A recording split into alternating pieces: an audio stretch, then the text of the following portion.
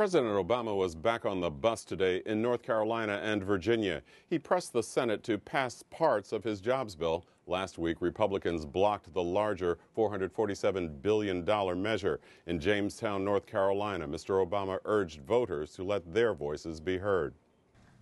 Congress has a choice to make in the coming weeks.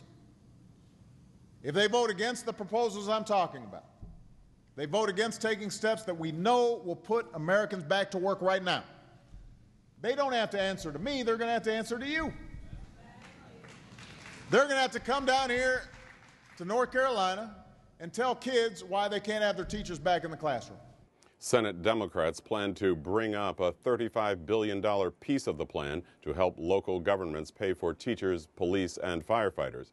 But Senate Republican leader Mitch McConnell argued the president's previous attempts to create jobs have not worked and just drove up the nation's debt.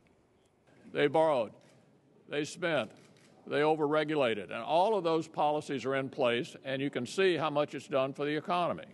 1.5 million jobs lost since the first stimulus. Now he's coming back and asking us to do it again.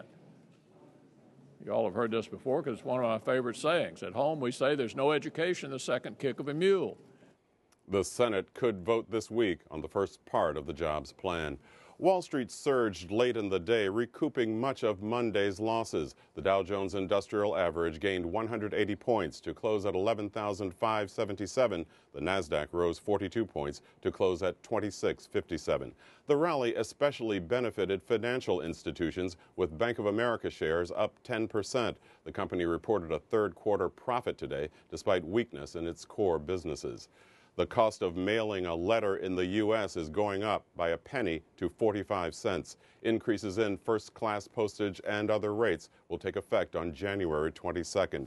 The U.S. Postal Service lost $8 billion in 2010, and 2011 is expected to be even worse. The rate increases will not be nearly enough to make up the difference, but federal law bars raising the price of stamps more than the rate of inflation. In Greece, the government ordered garbage crews back to work today to dispose of 17 days' worth of trash rotting in piles in Athens.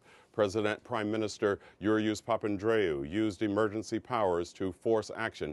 It came on the eve of a general strike that's expected to disrupt most public services. The planned two-day strike would coincide with a Greek parliament vote on the toughest round of austerity measures yet. Record flooding in Thailand menaced Bangkok just a day after the city appeared to have skirted the danger.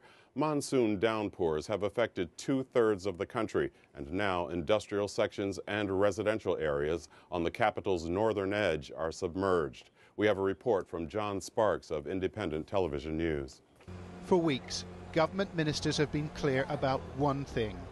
Bangkok won't flood, they said. Well, they were wrong. This is the Navanakorn district on the city's northern edge, now subject to a full evacuation order. Tens of thousands of workers and residents seeking sanctuary in the back of a truck, food and water from a plastic bag. The Hong Sala family told us they had to leave in a hurry. They guaranteed us that Navanakorn was safe, but it flooded. I was so scared. My child was crying. We couldn't stay. We hitched a ride with the army. Their 4x4 trucks are now the only way in. There was much work to do. Hundreds of firms had been flooded. Thousands of people had to be rescued. This area was dry overnight, but the floodwaters have come in a matter of hours. There's now 3 or 4 feet of water here. And the Navanakorn estate is now ground to a halt. On a piece of high ground, we found workers waiting with Japanese factory managers. They've called the floods their second tsunami. Production has stopped, their global supply chains in tatters. Yesterday, the military began dropping shipping containers in canals near Navanakorn in a bid to stem the flow. The government's ministers, the Prime Minister herself, has been telling people that Bangkok will be fine. They've been saying that for days. Yes, they have. And you were wrong.